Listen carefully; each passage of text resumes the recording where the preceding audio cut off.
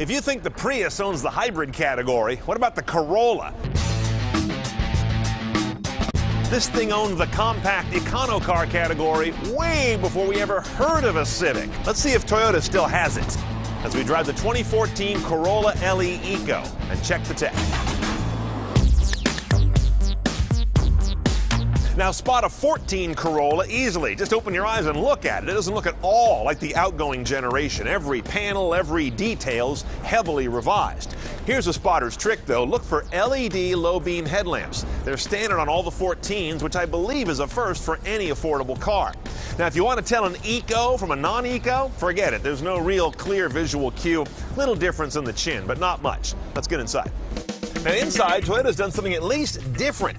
This dash really harkens back, to be honest, to the late 70s and the early 80s, in a tasteful way, I think. But this whole eyebrow and kind of flat face thing is at least a refreshing change from the kind of doughy ovoids that seem to populate every other car's dashboard these days. Now, what's in it?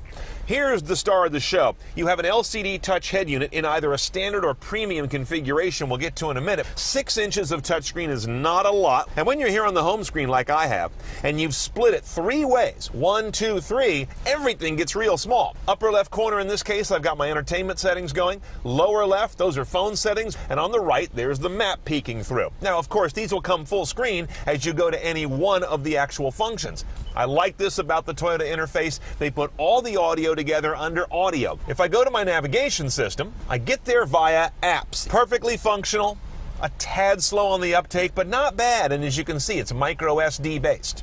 Voice command on this car is also standard, I think, on every trim level, as is at least some version of this head unit. What would you like to do? Start a new route. 235 2nd Street, San Francisco, California. 1.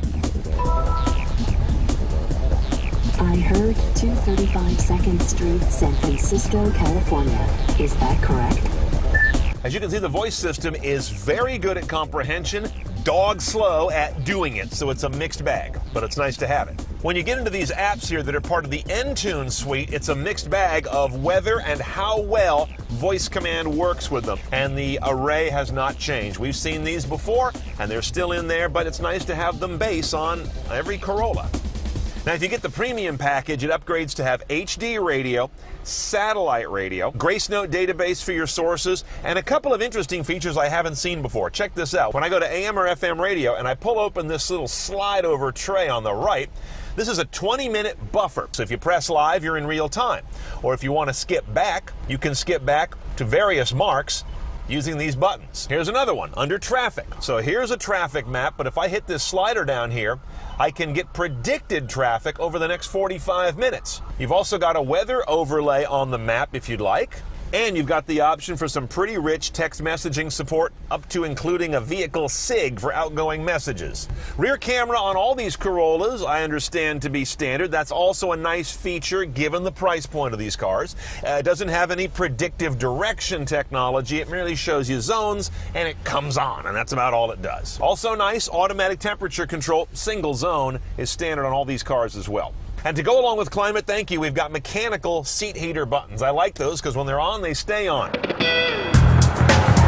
In terms of drive controls, this is our one-choice automatic. It's a CVT, a continuously variable transmission, with 3 positions: regular drive, sport, and B, which from the Prius is a additional regenerative braking mode. I'm not quite sure what it does on a car without a regeneration cycle. There's no shiftable gate no matter where you are, no paddles because it's a CVT, but it does have synthetic shift points programmed into it. And here's your Eco Mode button. This is part of the Eco trim model we have. This will put the car into a particularly fuel-saving mode, although it's confusing because you've also got an Eco light over here that tells you when you are driving economically, and then you've got another light that tells you when you've got the button to press to make you drive economically. It's a little odd.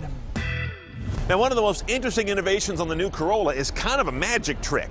They extended the car 2.6 inches over the outgoing model. Within that, they found almost 6 inches of additional legroom. That's packaging. So if I set up my seat here in the front, as I have, so it's comfortable for me to be driving, and I come to the back row, can I actually sit behind myself? There are very few cars where I can. But in this one, I certainly could. They've added 5 inches of legroom to the back seat over last year's model. That's like going from a Lexus LS to an LSL or an Audi 8 to an 8L. That's like big car legroom, and they've got it here. That's real nice. Now up front on the new Corolla, you've got a 1.8-liter inline-4 sitting side saddle driving the front wheels. Here's where things get different. This one has what's called Valvematic technology on the Eco, which allows it to wring another 5% MPG out of what is otherwise the same basic engine as the other Corollas. Here are the numbers. 140 horse, 126 foot-pounds of torque. Just adequate. 0 to 60, about 9.7 seconds, at least for the S trim. Should be about the same for this car, but they don't have a number published yet.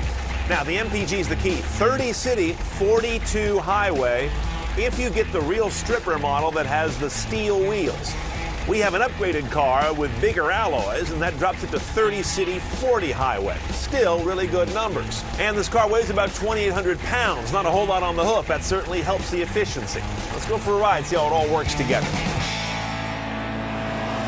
Now underway, the Corolla is exactly what you probably thought it would be. It's a driving appliance, but it's not sloppy or numb. It's just sort of uninspired. In the drive mode, this power plant and CVT combined for kind of laggardly response. But once it gets revving, it's a pretty satisfying powertrain. Put it over in sport mode and you get not so much more oomph as much as you get more alertness in the powertrain. And then there's this nonsensical B position, which puts you into a heavy brake, sort of a deceleration mode by gearing down. I don't understand that. Doesn't make sense on a car that doesn't have brake regen. I can do that myself, except there's nowhere to shift on this car, so I guess that's why you have to have B. Ride quality is pretty good on this vehicle. I don't have a harshness coming through. It's firm enough. I don't feel at all like I'm wallowing. Nothing about the car feels cheap. That's a key thing you've got to get done in a car that is. Now, pricing this guy is interesting. We have an LE Plus. There is a lower trim level, but not available here in my part of California anyway. So check by region, because if you go one lower, I believe that's where you get the extra 2 MPG with the lower trim package and apparently skinnier tires that are key to that. $21,300 for the LE Plus, the second one in the line. On top of that, I'm going to add one option for $23,600, the convenience package. It gets you the power moonroof, the enhanced Entune system with navigation, satellite radio, HD radio, whole bunch of niceties, little improved audio, I believe, as well, and that's definitely worth the money.